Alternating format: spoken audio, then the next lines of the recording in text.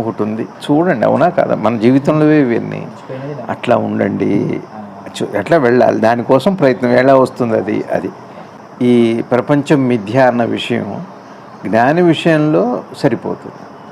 మనలాంటి సామాన్యుడి విషయంలో మిథ్యాన్ని మొదలు పెడితే మన అవతల ఒడ్డుకు చేరాం.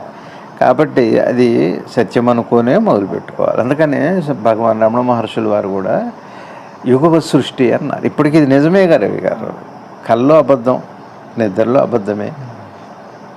మెలకు వచ్చిన తర్వాత జాగృతంలో మిథ్య అనే మాట అంటే ఏమిటి? తేలిగ్గా మాటల్లో అర్థం చేసుకుంటే మిథ్య అనే మాటకి నేను మీకు కనపడుతున్నానా లేదా? ఇది నిజమా కాదా? నిజమే. ఇదే అవస్థ, ఇది జాగృత అవస్థ. ఇట్లా ఉంచాయి.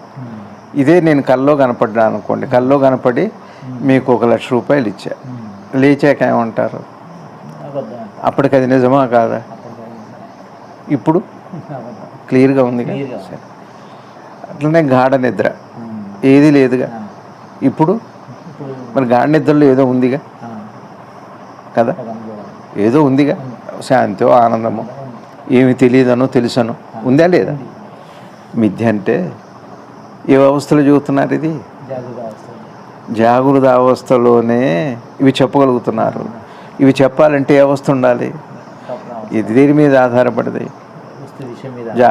జాగృత అవస్థ మీద, మెలకు మీద ఆధారపడదు. కాబట్టి ఆధారపడ్డది అది మిథ్య. ఈ అనుభవాలన్నీ మిథ్య అని ఎందుకన్నారు అంటే మెలకు ఉంటేనే ఉన్నాయి, మెలకు లేకపోతే దీన్నే పెద్దలు జ్ఞానులు యుగ సృష్టి అన్నారు.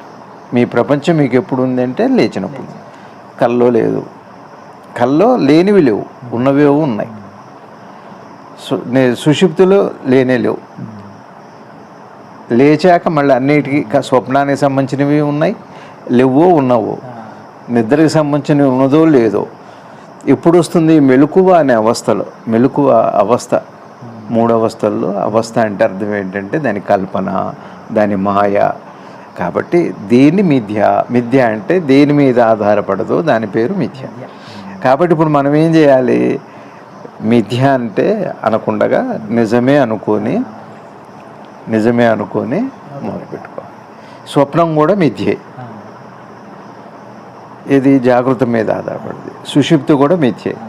ఇప్పుడు ఇది మిథ్యే అని అనకుండగా వాటిని మనం పరిగణలోకి తీసుకొని ఆ జ్ఞానాన్ని మనం విచారణ చేసేటట్టయితే అది జ్ఞానం కింద మారుతుంది. మీకు సుషుప్తి జ్ఞానం అవుతుంది, స్వప్నం ఒక జ్ఞానబోధ అవుతుంది, మెలకువ కూడా ఒక జ్ఞానబోధ అవుతుంది.